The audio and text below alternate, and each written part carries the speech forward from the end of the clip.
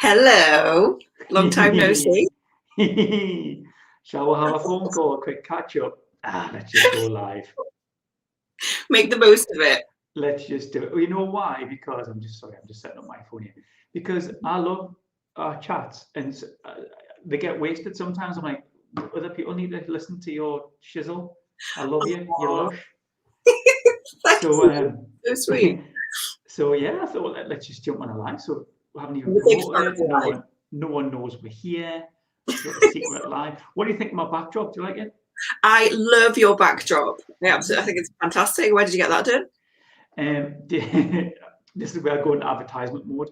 Thank you, Jules and Carl from Design Express. Brilliant. Yeah, I think you post them on LinkedIn as well. Yeah, it was a lovely gift from them. Because Misha got some flowers, and I was like, you got flowers.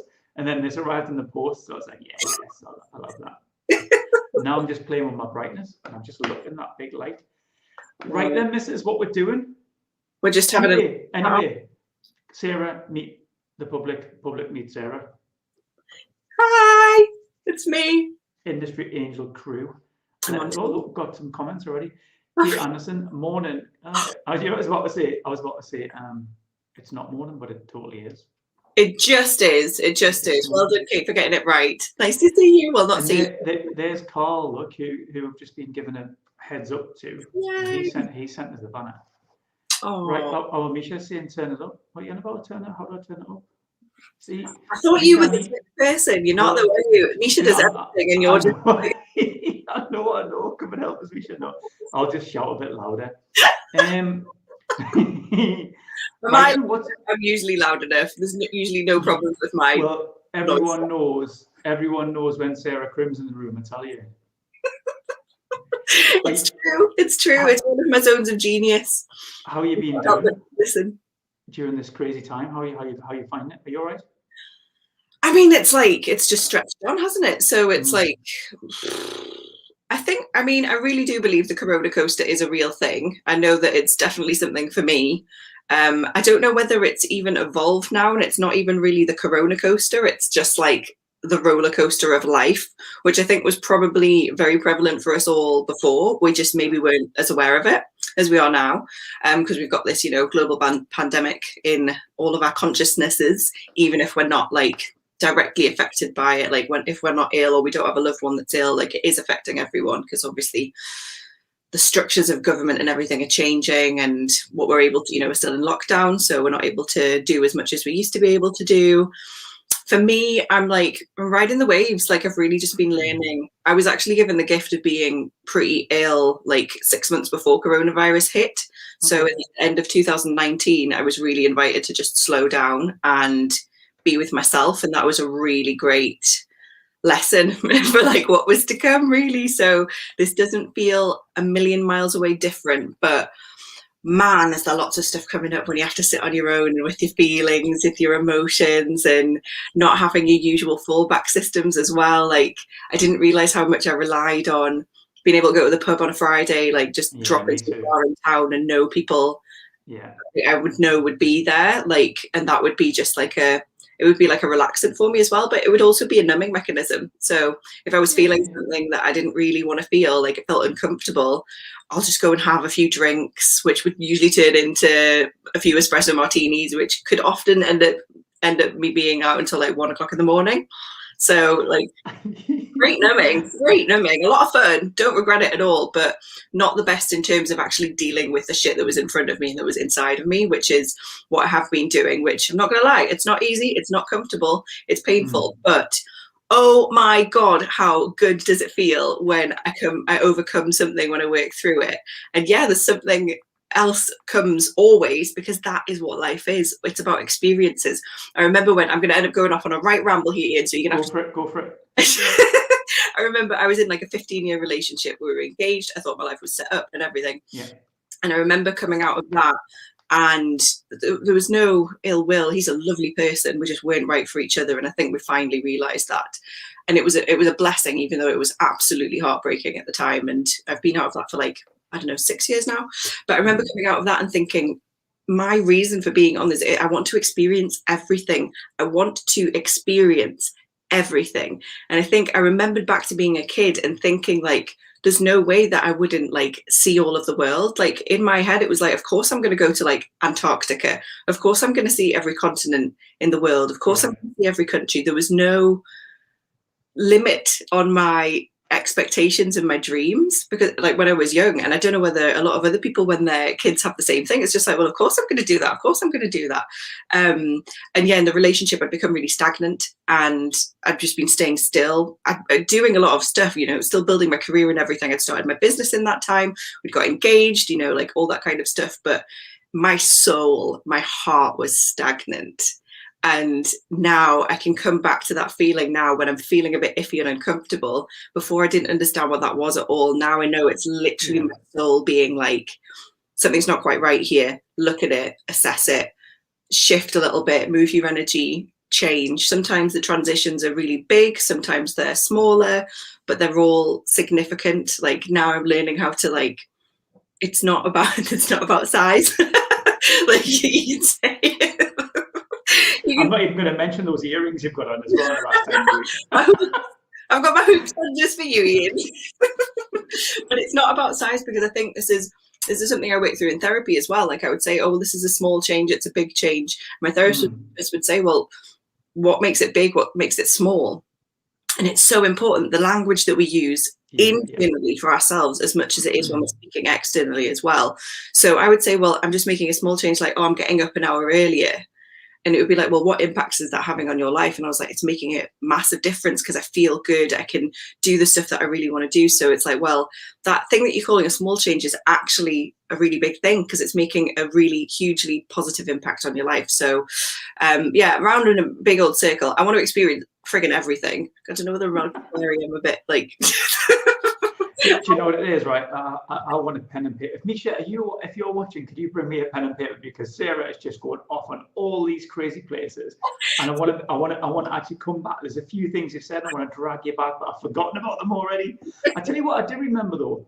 You did say that you had the gift of being ill. The terminology that you used there. Tell me why you said that. And I actually even want to reframe that, because I had the gift of healing. And I read something the other day, which is, again, about language. The words that we use are so important. Our words... Here she comes. Is she going? Hi! The engine behind everything that happens in front of...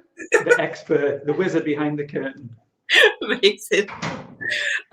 Yeah, like to reframe our thoughts and our words. Honestly, it's so funny whenever I talk to people, whether it's podcasts, whether it's masterminds I'm doing, whatever it is, what I'm saying is, I look at my wall in front of me and I've got so many post-its on there. I'll have to send you a photo. But one of them, I write poignant things on there that I want to remember. And now I don't even want to look at them because they're so ingrained in my psyche. But one of them is, your word creates your world. And another is, as you think, so shall you be. And reframing this, I want to answer your question first. The gift of being ill was, I learned so much from it, and I was given an opportunity to do what I wouldn't have been able to do had I been well, which was learn how to be still and learn how to be, you can laugh at this one, quiet. I understand. No, I understand. But it's like, so when I'm out on here, like I was just thinking before we got on here, like, I get so excited to talk to you. Like I'm all like bubbly and energy, and I am. That is me. It's part of me. But I also really am so grateful for the quiet me as well. That is very introspective. I call myself an introverted extrovert because I'm super extrovert. I love being in groups. I love being around people. I love learning about people. It's like, it makes my heart sing and it gives me a lot of energy. But I also really need my downtime to recharge. Like it's all about my energy and conserving that. And what I've been noticing as well is, I talked about cycles last time I chatted to you actually. And like, I know with my cycle now, there's about 1 week in my month, which is like around my like period bleed time, which I'm low energy, and that's when I need to rest. And there's a couple of days before that where I get the dreaded PMS, where I get angsty and I'm frustrated and I'm just like, like life's a bit shit. So for me now, I don't plan to do important big things, and I actually actively stop myself. Like, I'm like, no, you need to do this in 7 days when you know you're going to be feeling better and your energy's better. And like, I'm in that this bit now, and I'm like, right, there's so many different causes and stuff that I want to give my energy to, so many projects that I'm in the middle of. These 3 weeks of a month, that's when I'm like, right, like literally like rocket fuel, like let's get this done. Because I used to have this feeling of like and I think a lot of women have this. You dread your periods, like you dread it, and it's like you won't be able to identify with this at all. But I know I'm gonna stop you a little bit because I want to kind of frame what you said there, and it's really important. I've got a daughter, Jessica, who's 12, right? She's becoming a woman. You can physically see, emotionally see, a maturity has just leapt. Some of the conversations we're having lately is amazing, and I'm going to understand that Jessica will be going through some of the things you just said there. And also, we had a conversation with Tina and Sharon last week on International Women's Day that I hosted, and they were talking about the menopause as well and the impact that has on business, because those two ladies said that they might not be firing on all cylinders on a particular day. Now, if you're working with somebody and you feel they're a little bit tetchy or what's these are the things we need to be mindful of as men. So I'm reminding myself with my daughter, I'm reminding myself with colleagues and friends and everything that just like I'm not firing on all cylinders some days as well. So I'm really glad you brought it up. And go on, back to you.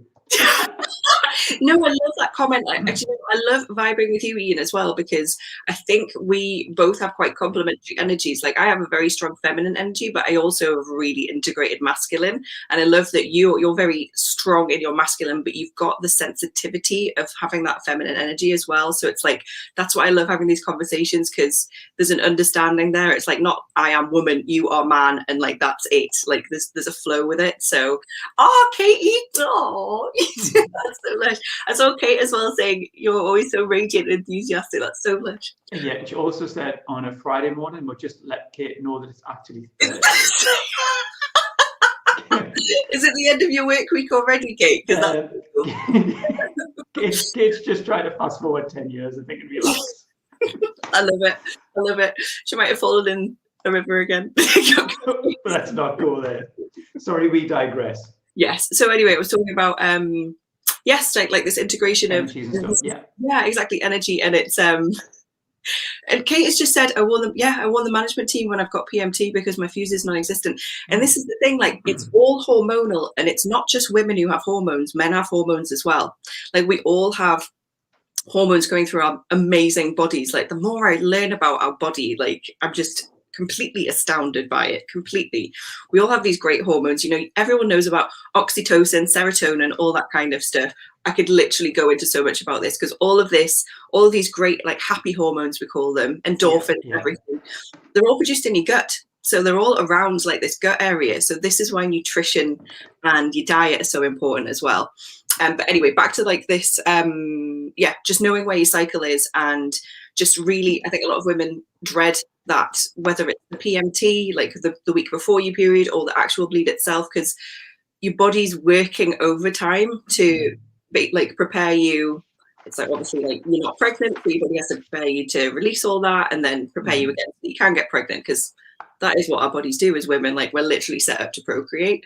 So yeah, the more that we understand that, and the more that we can have compassion and kindness towards that, the better everyone is. Because yes, we might be touchy and we might be hormonal and all that kind of thing, but like it doesn't last forever. That's the one thing I remind myself all the time with every single thing that goes through me, every emotion that comes. Like, this is not going to be forever. This is temporary. It's not permanent.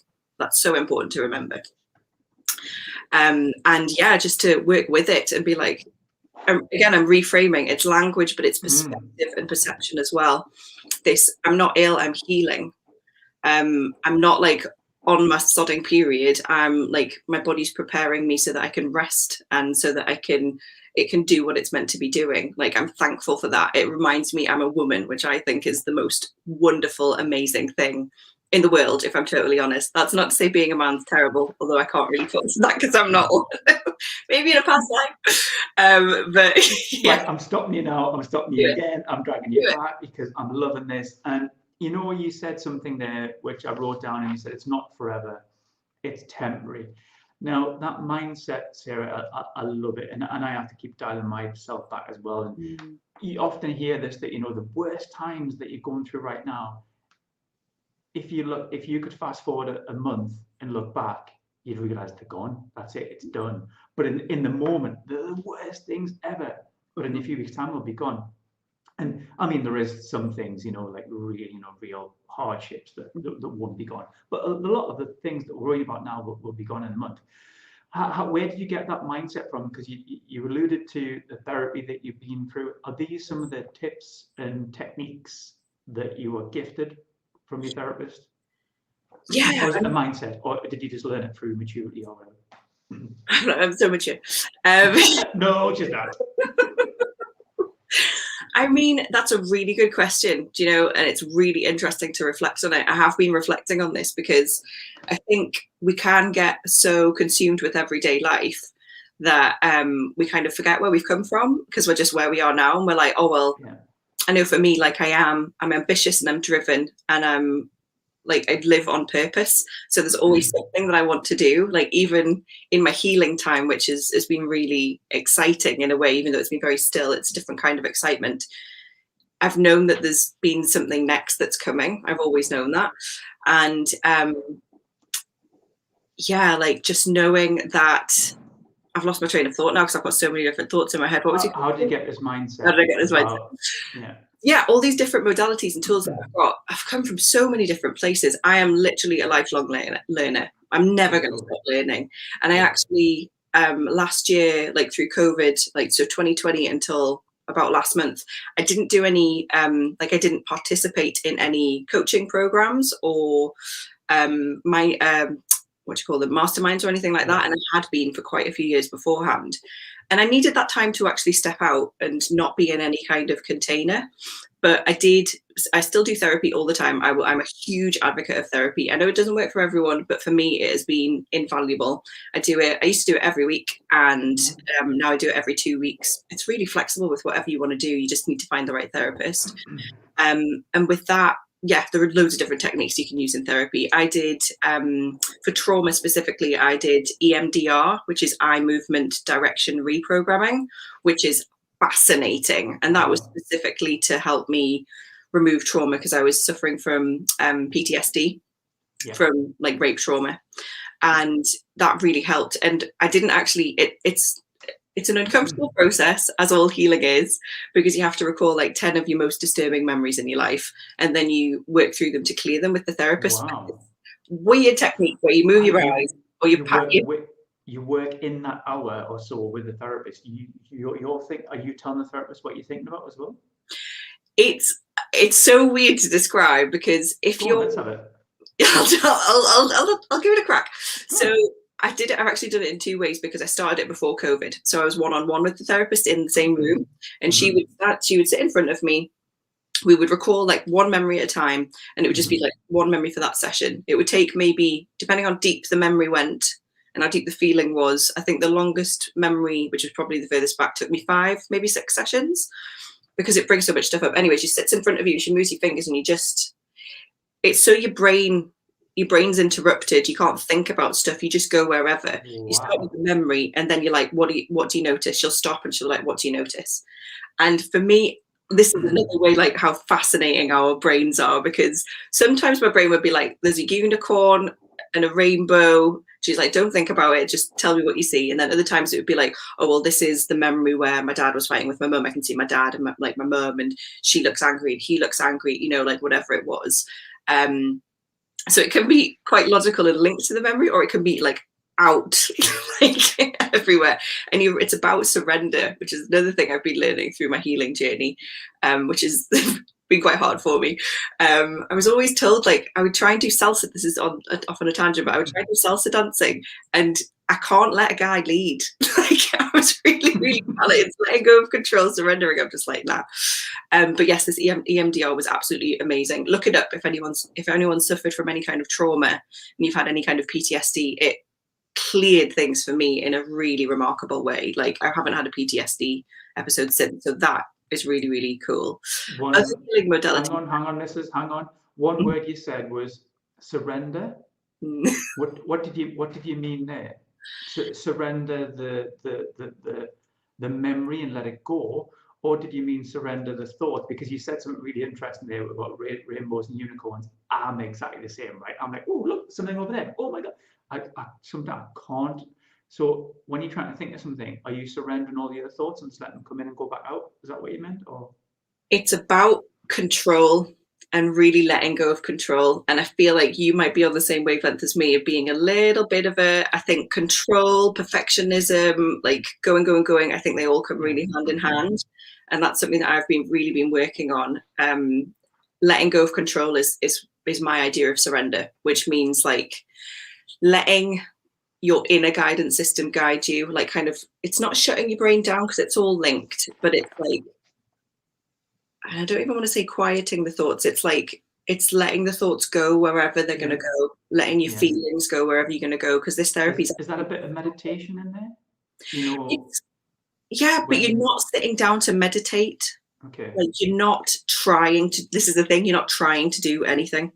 You're literally just being, which is a weird thing to try to do. And you don't actually, it's about not trying. It's really strange. And it's been difficult for me because I have always been, and I'm not really anymore this person of, I'm always trying to do stuff. Whereas now I'm really focusing on being. So like I have a reminder on my phone of not I'm doing the best I can, but I'm being the best I can be. And let me grab you again. Inner guidance. What did you mean by that? It's all the stuff inside you, like your little voice. Like my voice can be very quiet. It has been very quiet because I've listened to sometimes my monkey brain, which is like the chatter, and can often be a critic as well. Like, and that comes from a place of fear rather than a place of love. So my inner guidance system it always comes from my heart, often comes from my belly as well, like my gut, where all those happy hormones are. And it's like your intuition. So it's what like I talked about soul at the beginning of this. And if anyone hasn't watched the Disney Pixar movie yet, I would highly, highly recommend it, which is called Soul. Okay. And it's these things that it's the thing that makes us, which in my opinion, not everyone will agree with this or believe in this, like our soul lives on regardless of our body. Like this is my human now. My human is Sarah, but my soul has been many, many places and will be in many, many other places as well. And it's those little whispers, like I'm on this earth to do and to be certain things. And I don't necessarily know them yet. And that's the whole life's journey for me. It's learning, listening to myself, figuring out how to listen to myself actually. Because as I say, like my responses, my decisions used to all be based on fear of, or what other people thought. Like what other people thought I should be doing. And now it's like, no, like it's tapping into my inner voice and being like, this is right. You need to write this down and everyone needs to take notice of this. If there's only one thing there's no room left on my paper. There's only one, if you take one thing away from what I say today, this is it. The question we need to ask ourselves, and when we're answering anything in terms of like what I'm going to do next, what should I be doing? What do I need? Not what do I want? What do I need? And this is a moment to moment. Yeah, this is a moment to moment thing, or it's a like projecting into the future, like what am I going to do in the future kind of thing. What do I need? And that's what your inner voice, your inner guidance system will be. And some people do like come from their heads, and that's great, but it's about distinguishing whether it's my head is telling me exactly what I need and it's coming from a place of being very aligned with myself, or is it a fear response? And then if it's a fear response, I'm like, thank it, but let it go. Like really dig deep. Kate needs sleep. Something you said there was right at the top of our conversation. You went, I want to go to Antarctica. I want to do all these things, right? And then you said a few things about your journey, and it's exciting because you've got, I'm paraphrasing here, but I think what you meant is you've got lots of things to do in your life, and you probably don't know what they are right now. And that for me is the exciting thing, because you'll meet people, sliding door moments, meet people at a conference, pick up the phone, text, meet someone online, whatever. You just never know where it's going to take you. Are you quite happy with that journey, or are you quite prescriptive in the things that you want to do? Like, I'm going to go to Antarctica. Do you write them down, the things I want to do, or do you let it ride? That's such a good question. And there are loads of flavors to it. Yeah, there is. Yeah. There's another thing that I'm learning, and this is like my letting go of control thing. I, until very recently, was very, very uncomfortable with, and it still comes back in. The thing is, like, another thing I want to say about a healing journey, like, you'll heal something. That doesn't mean it goes away forever. Like, it can come back because you can get triggered by something else. Someone says something or an event happens or whatever. Like, and in these moments, it's so important to be kind to yourself, because I've been there where I've been like, I've learned this lesson. Why am I reacting like this again? Like, what an idiot I am. Like, all of these horrible things. Not useful, not at all. But it's like, yeah, I was so uncomfortable with the unknown. Like, it just, I want to, again, it's control and it's this perfectionism. And like, even recently I talked in my therapy session about gripping onto stuff, because I'm like, this is familiar. I know what this is. And in a way, it's a trauma response as well. Like, especially if you've grown up. Sorry, is that people as well? When you talk about gripping on to things, is that gripping on to people as well? Yeah, can totally be people, and people who aren't necessarily serving your highest good as well. Yeah. That can be romantic relationships, it can be marriages, it can be partners, it can be friends, it can be work colleagues, it can be bosses, it can be anyone, like absolutely anyone. It can be influencers that you follow on Instagram, like, and the thing is, we hold on to them because they're familiar and there's some comfort in that. And often we link safety with familiarity and comfort. Okay. And I've been going back recently actually to when I worked in the corporate world, and oh my God, that was I quickly realized that it wasn't for me. I really tried to fit me as a very round peg into a very square hole of corporate world. I didn't fit at all. And I was just thinking this morning that then I went to Paris. I moved to Paris and totally moved myself from my comfort zone. And it was really uncomfortable, but it was the best decision I could ever make, because it was letting myself, it's like I let my wings open. Like, I've got my tattoo as well. Like, this is all about spreading your wings and flying and letting yourself be free from any constraints. But we do hold on to these things because we think, and the thing is, safety is the foundation of what everyone needs. And that's, food, water, shelter. We need to feel safe. So it's not a surprise that we kind of grip onto these and try and control everything. But now I'm more on the wavelength of you, Ian, which is like, it's really exciting. I mean, I navigate anxiety and excitement a lot. There's a very thin line between anxiety and excitement for a lot of people, me included. Yeah. And I do just, it is a mindset thing. So coming back to your question about where did I get my mindset from? Like, I can't identify one place. It's a daily practice, I would say. And there's a lot of different tools I use. Therapy, I do meditate, I do yoga. I'm very much into treat your mind, your body and your spirit. They're all as important as each other. So it's physical, mental, emotional workouts in a way, and rest for all of them, because you can be resting physically, but if your mind's going 10 to the dozen, like that's going to exhaust you. It really is. And it exhausts me. I really envy your rest and your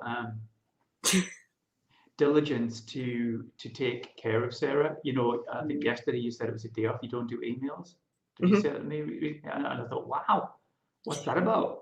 I drove to the top of the mountains in India on holiday to suck down emails on a motorbike.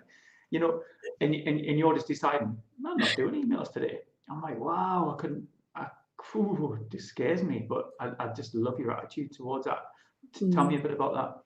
Do you know, it's a commitment to me, and not just a commitment to me now, but it's a commitment to me in the future as well. And in me committing to me, I'm actually committing to every single person who's around me, and anyone that I want to take care of, and anything that I want to do, and any person that I want to be. Because I've said this a lot, and I've said this in Startup Week forums and Founders Friday forums, and talk to you about it. Like, taking care of ourselves is literally the most important thing. Making sure that we're coming from a place of cup is full rather than depletion is the most important thing. Because what I've realized as well, and COVID has taught me specifically, is life is going to throw you stuff there's going to be stress in our lives all the time. And we have to take the moments where there isn't stress and really cherish them. But yeah, stress is going to come at us in all different shapes and forms and sizes and people and events and all that kind of thing. But if we are coming from a place of, if we're nourishing ourselves and we're taking care of ourselves, and we're then able to come with a full cup, then we can give to ourselves and back to society, to the world, to the people that we love, so much better, so much more effectively. And I honestly maintain that the more we rest, the more productive we are. And it seems so counterintuitive because we want to keep going, going, going, going. But the more we rest, the more we're actually going to get more done, and more stuff that's important to us and important to our overall purpose done, because we don't muck around, you know, for hours being like, oh, I need to be in front of my laptop. Let's go, go, go. It's like, right, I've got 20 minutes. I'm going to set a timer and I'm going to get this done in 20 minutes. I'm a huge advocate of 20-minute chunks. And that doesn't mean I don't like set the timer, do 20 minutes. I'm really into something. I repeat the timer and I do another 20 minutes and then do an hour, but always get up from my laptop after an hour if I'm sitting down. Which I know you don't. You do live streams for like 4 hours at a time. No, I do love that Pomodoro kind of thing, but productivity for me, I'm so reactive. I bounce around, but that's just the business that I'm in, and that's fine. But we've been going half an hour, so, and I know you've got somewhere to be this afternoon, so I want to understand what Sarah's been doing now, and I know you really lean into things quite spiritually as well, and you really want to make a difference, I think, and you want to help people. You're a great helper, and you want to share what you've learned with others. So what have you been up to? Let's go back. Well, so I mean, I've been up to loads, but what's really front of mind for me at the moment, this is like, if anyone knows human design, I'm a generator, so I give a lot of, you'll just know this from me anyway, I give a lot of energy to whatever I go into.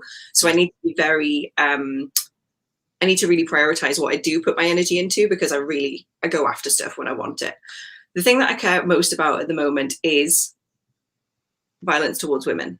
And this is something that's been in my heart for a few years, but it's kind of simmered under the surface. And I haven't really known exactly where to put my efforts and my energy. Everyone, I imagine, will be aware of the Sarah Everard case that's come up. And it's heartbreaking, but I am so pleased that these conversations are now going on. And I'm seeing amazing conversations going on with men as well.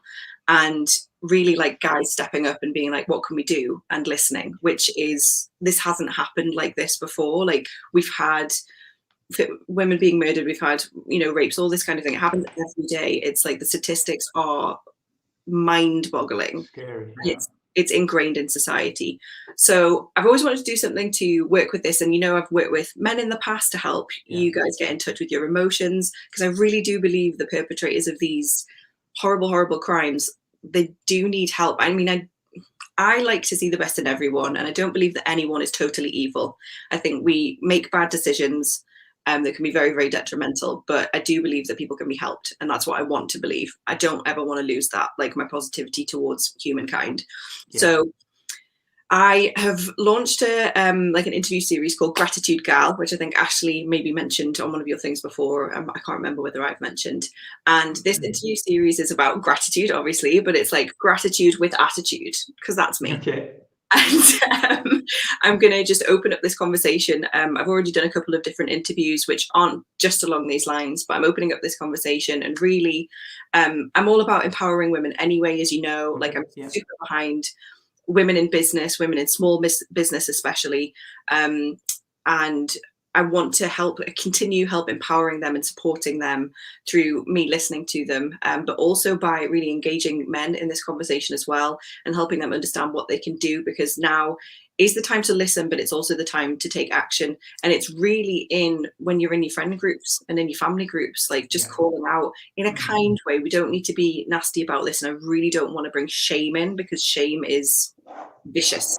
And I think we need to stop shaming women who are survivors, but I also think we need to not shame men who are making mistakes, because it doesn't do any good.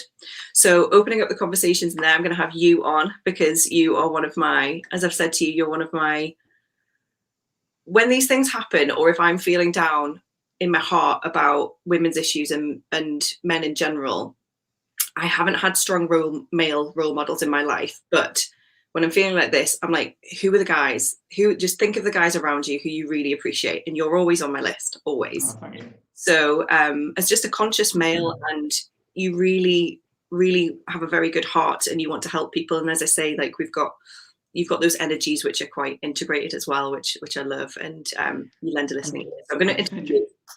I'm just going to jump in there. It is really interesting from a guy's point of view. And I was looking at something yesterday, and I can't remember the campaign. Is it Your Streets? I think it's two sisters, and they're trying to make it illegal for sexual harassment in public. So that's like someone just shouting out stuff to women as they pass the street, or young girls. And actually, my daughter, Jess, I mentioned earlier, it's so exciting to see the shift in younger children's minds around sexualization. It's just like they're very aware of it now, especially through social media. And I'm watching some of Jess's Instagram stories, and she's, forwarding and promoting this kind of like, get in, girl, for a young girl, and she's like trying to share this stuff. It's just amazing. So I was talking to Jess yesterday about this very thing about sexual harassment in public, and how it's just wrong.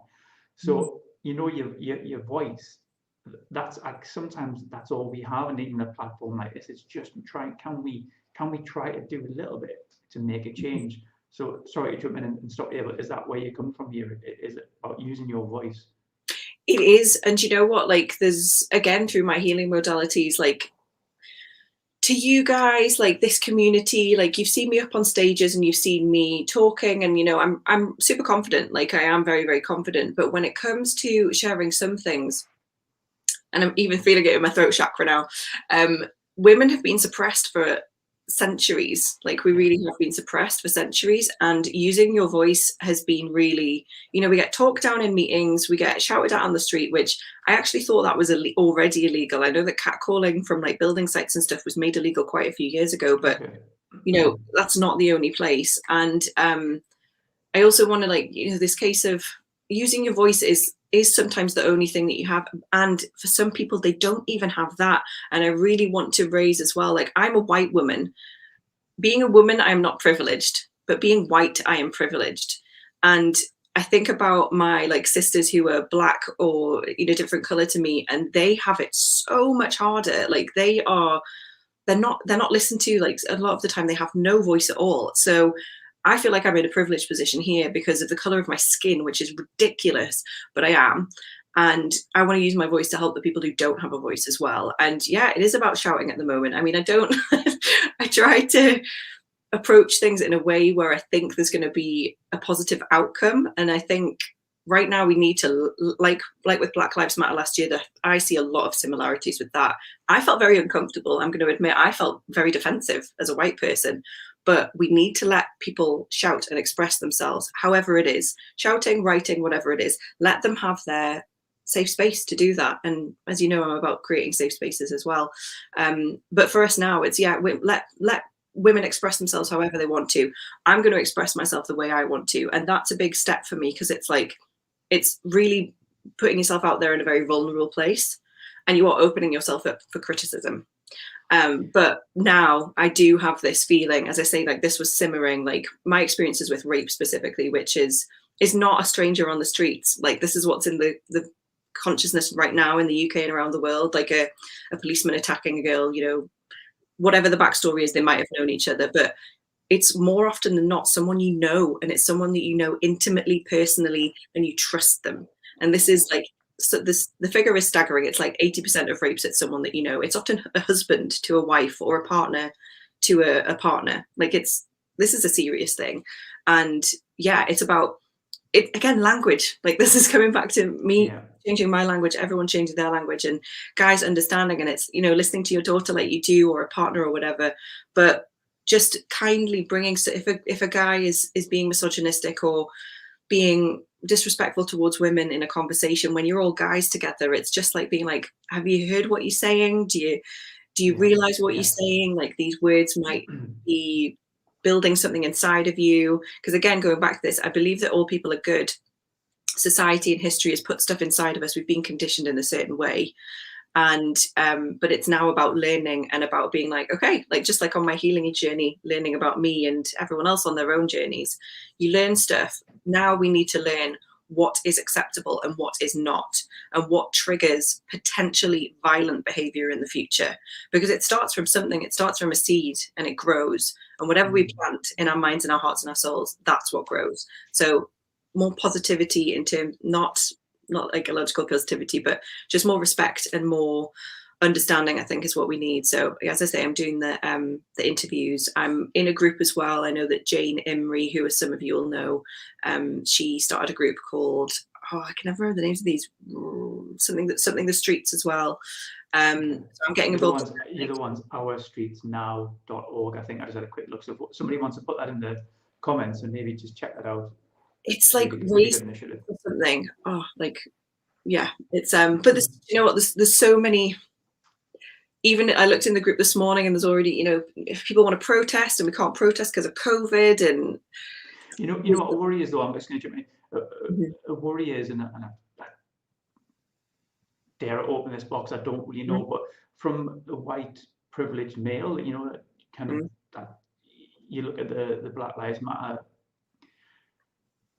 it worries me sometimes, Sarah, because it almost becomes something that people have to do. So corporates have to jump on it and like change their profile picture to a black box. And if you haven't done that, are you racist? And you know, and then the BLM can reach out to them and go, right, okay, you need to give us some money for this now. And it becomes a commercial activity. And if they don't, they look racist. And so I really worry about some of these things that I don't know how it's driven, how you create it without it being very commercial, if you know what I mean. You're losing the real thought, the process, because even footballers now, you'll hear people going, that's ludicrous, what they're taking the knee for, and it becomes a bit friction within, and it shouldn't cause friction. Well, I'm going to argue that one, because I actually where I totally take your point, and I think when money comes into it, that's when it can make things tricky. But I think it's about understanding your fellow humans, really, and it's about, again, being true to yourself. And I think there's the flip side of that, where companies and organizations and stuff like jump on the bandwagon of Black Lives Matter or women mattering, and it's all just smoke and mirrors so that they can like tick a box. It's actually it's more important. Again, this is about being, like, isn't always about doing it. It can be about starting with yourself and being like, what can I do? And I know for all we can do is what we can do as individuals, and then we can come together collectively, we can march, we can protest, all that kind of thing. We can put petitions through, all that kind of thing, and we can make change that way. But I really do think if we start with ourselves and just looking around our immediate groups, that is what is actually going to make the most impact. And I think we sometimes need to drown out the noise, Ian. I really do think we need to drown out the noise, because there is a lot out there, and there'll be a lot of people who will try and commercialize things. There's also causes and initiatives and organizations that do need donations and do need money to be able to enact stuff. If they're coming to people and saying, like, this is what we're trying to do, I think a well thought out strategy or a well thought out approach to something is really, really worthwhile. And I think partnering with organizations and businesses who really actually do care and really want to make a difference, and who are taking those steps internally within the organization, that makes a lot of sense. Also, you know, if a company like Nike wants to come along and donate a load of money that's actually going to help domestic violence survivors get to new homes, you know, like, unfortunately we live in a world where money is our currency, and we do need it for a lot of things, and it can be very valuable. So I totally see where you're coming from on that one, but I also think that, like, the message needs to get out there, and sometimes it's whatever means necessary. And I think sometimes that friction, if we can be conscious enough to examine why we're feeling that friction, like what's going on inside of us, then we can move through it and be like, oh, this is what I'm feeling uncomfortable about this, because I maybe feel like I could do a bit more, or I'm feeling uncomfortable about this, maybe I need to turn off, like, stop following this person or this news broadcast, because it's not really aligned with how I feel now. We really do need to be true to ourselves. And you know what, this cause is not going to be for everyone. There are causes that I don't get behind because I'm not 100% in them. But the thing is with this one is females are, you know, 50% of the, or whatever, half and half of the population. And we're the ones who create life, and we literally hold life inside of us. And we have birthed all the men who are being violent towards us. So, and as much as men might be scared on the streets as well, they're not scared of women attacking them, they're scared of other men attacking them. So this is, and men suffer from rape as well, and I feel like figures for male rape are probably much higher than reported because they will not share that. So I'm not saying that women are better than men. I'm not saying that women need necessarily special treatment. We just want to be equal. Like, that's it. And we have a responsibility as a society to do that, and as individuals as well. So as I say, go back to individual, look at the people who are around you and try and implement positive change that way. That is where it starts. So yeah, Deb's commenting here. I'm interested in what she's saying. Yeah, sure. Through what Deb's always got a good point of view. Yeah. Well, the thing is, I mean, I used to be one of those people who was like, oh, I don't do politics. Whereas it's like, look at the world now, like we're in through COVID, and the politicians that are doing the stuff that they're doing. And also there's a bill they're trying to push through, which is stopping people from protesting and using their voices, which is, and giving the police more power. And in the case of violence against women, there's a policeman who has been violent towards women. You're saying that you're going to give them more power. And I'm not saying that all policemen are bad. I'm really, really not saying that. But I'm starting to feel like how a lot of Americans felt last year with the whole, what's really tipped over the Black Lives Matter thing, which was the Floyd murder, which was police brutality. Our systems aren't working. They're not working. So in a way, we can't politicize it completely, but politics needs to be involved because that is where systems change. I mean, I think we need to evolve the whole political system, and I do not have the answer to that whatsoever. Well, we could bang on for a couple of hours. I'm just going to read Deb's comment out there for the listeners who can't see it. And she said, I think where it goes wrong is that organised becomes confused with politicised. Change your corner of the world, that's the place to start. And I think that's what we've just been talking about there, Sarah, about changing your corner and having a voice and doing little bits and bobs. And even going back to my little chat with my daughter last night, it's just listening and trying to help. I mean, even some things I've saw lately, you talk about, violence and stuff. Little things, just telling Jess about, like pressing your iPhone lock button 5 times will create a loud siren and then automatically, inform the emergency services. Loads of little things like that can help, and using your voice and sharing it amongst it. So we've all got a role to play, haven't we, really? We do, and I think they are really good short-term things. But for me, like, this is, big change doesn't happen overnight. So these things are really, really important. I 100% agree with that. And, I'm massively about empowering women, but I really do think like now is the time where we really, really need to focus on educating our boys and our men in like, women don't owe you anything. And you may have desires towards women, whether they're sexual or romantic or being friends or whatever, like they don't owe you that, but we do actually want to give you that if we have that interest. So look at yourself, like nurture yourself, like give yourself what you need in the meantime, and come from a place of kindness and compassion and understanding. And we really need to get rid of this belief of I deserve something or I am owed something by another person. And that's not even just with women and men, but I feel like this can be at the core. Like, well, you owe me sex, like, and this can be in a relationship, or you owe me whatever. And it's like, that's not actually how it is. I kind of get my head around what you just said there. No, and I think a lot of the time, and these conversations are not comfortable, a lot of the time guys don't realize what they're doing is hurting a woman. Okay. Because I know, like, in the cases of, and I'm talking about rapes here, but like they don't realize that they've raped you because they don't know what consent is. They don't truly understand what consent is.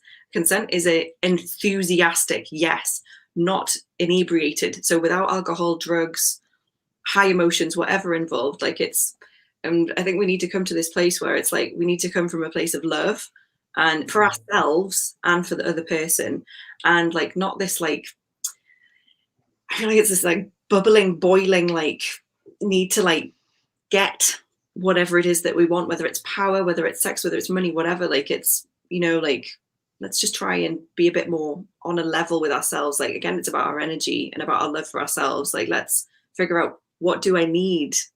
And then learn how to ask for it from other people. And then also be accepting if someone says no. Like, not everyone is going to want what you want or need what you need. So there's so much. But that was a really powerful thing you said there about actually wanting something, but then I think coming from it with a place of want or aggression or power or the money side of it, surely there's bad karma in there, and I know it I don't know feels where I'm really, going with that, but doesn't it? I know, and I know you have like real life experience of this as well. And as I say, like this isn't just a man against woman thing. This can be a human against human thing. yeah.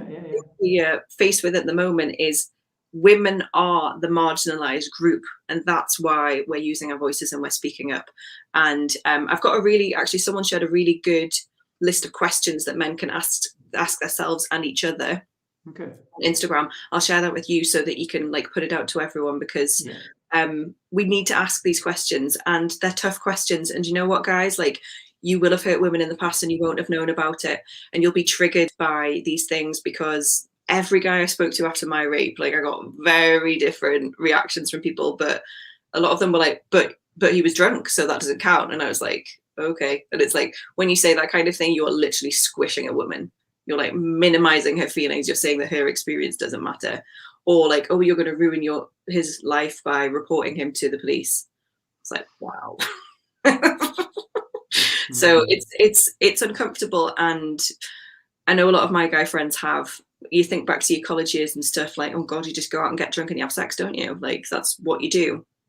But really, is it what we need to be doing? Is that really what we need? And are we treating each other with love and compassion? And if we're going to end up feeling terrible about it later on in life, like, really, is that what we should be doing? So yeah, there's questions there, and there's a lot of comfort. There is, and you what did you say? Discomfort? Did you say that? Yeah, it is. It's a lot of uneasiness, and I'm sitting here with a bunch of emotions, and that's good. That's when I know I've had a good conversation, to be honest. You make me think. You make me think, and you've educated me, and you've educated some of our viewers and listeners, and I really thank you for that. I think that's your calling. And so, just before you leave, then you've been working on a few bits and bobs to do this. What's the future hold? So the future, I'm getting more Gratitude Gal interviews, also speaking to other guys on their podcasts or video interviews. Like, I'm offering up like men's groups. If you, as you know, like, I've done men's circles and stuff in the past before. They take a lot of energy, and I stopped them because, if I'm going to be honest, I got to a point, I go through cycles with this. I just got to a point where this was a year or so ago, I just don't like you. Men. Not in a like us, just in a like, oh my God, I feel like you don't deserve my energy because you just don't get it. Now, that particular person are you talking about, Sarah? Sorry? That particular person in your group are you talking about? No, it was just like it becomes exhausting when you're trying to educate someone, and can sometimes, or people in general, it can sometimes be like banging your head against a brick wall. So when people are like, they're trying to be open to it, but they're not getting it, or they get one thing, but then they say something and you're just like, oh. So it can take a lot of energy. So in terms of me setting up men's groups and men's circles, I'm not doing that necessarily anymore, because I don't really feel like that's actually where I'm adding the most value. And I don't want to get in that mindset again of being like, you're not worth my time, because that's not how I feel now. Like, I really do want to give as much as I can while respecting my energy as well, which is why I'm offering up to existing men's groups, if they want a female voice in the circle, I'll come along and talk to you like that, because it's a slightly different dynamic. And I know that there's already a structure in place there. There's someone else holding the space, and I'm coming in as a speaker of this instead. So that's an offer if anyone does do circles like that. Like, I'm really happy to come in and talk, and I don't hate you. I really don't hate you. I think men are fucking fantastic. Really. Again, I really do. And I think this is about, as I've said to you, Ian, as well, like, this is about working together. Like, women can't do it on their own, men can't do it on their own. Like, and I'm in a very privileged position to be confident enough and happy enough to use my voice and to share things, whether it's my experiences or I have so many other experiences from other people that I've talked to, clients, friends, colleagues, male and female, that I want to share there as well. So yeah, going and doing that. And on my other side, I know I was talking to you about like my other projects that I've got. I'm developing card decks, which are kind of helping people get through this stuff in a way. Like, they're not necessarily like what women and men should do, but we don't have enough fun. Like, we really don't have enough fun. Like, there's a lot of serious stuff going on, and I'm hugely advocating for I'm really, against violence against women. But I also need to, and you do as well, like you need to take time out of it. Like you cannot be doing this 24/7, just like work or anything. Like you need to have that rest. So for me, like creativity, I've got like my little creatrix necklace on today, is really, really key in using a different part of my brain. So I've developed a SAS deck, which is definitely targeted towards women, although I think men would get a lot of joy from it as well. Well, to be honest, I have seen one of them which said pussy power, and I didn't really know how to react to that. And I just thought, maybe this is not aligned to you, Ian. But imagine if you got that for your wife or your girlfriend, you could just have a laugh about it, couldn't you? Be like, all right, love, what are you doing today? And you pull out pussy power. She's like, yeah. And you're like, all right then. And you might be thinking, woo, I might get lucky. So to get lucky, you actually need a card to help you get lucky. Yes. So men, when I release the SAS deck, buy 50 of them, replace every single card with pussy power, and go take one. And coincidentally, when they take one, it's pussy power. It'll be like, have you ever watched Live and Let Die, the James Bond film with the tarot cards? It'll be like that when James Bond stacks the deck, so it all says love. She's like, oh my god. That's manipulation. Don't do that, boys. But no, I'm doing card decks with that. But there's also one which is probably a bit more like aligned with entrepreneurs.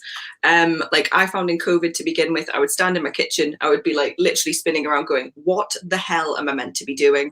So I've developed like it started off being called the What Do I Need Right Now deck, which is sometimes is breathe, sometimes it's sit down, sometimes it's drink a glass of water, sometimes it's do some yoga, do a workout, list 5 things that you're grateful for.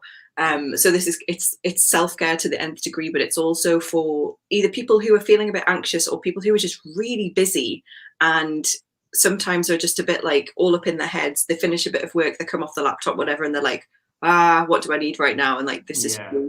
So it's taking care of yourself, but again, it's in a way of like being productive as well and taking like a pause. And these can either be used like you pull one like what do I need right now, like as a surprise, or I used to use them. I might choose, if I was feeling really anxious, I'd choose one as my goal for the day, and that might be a workout.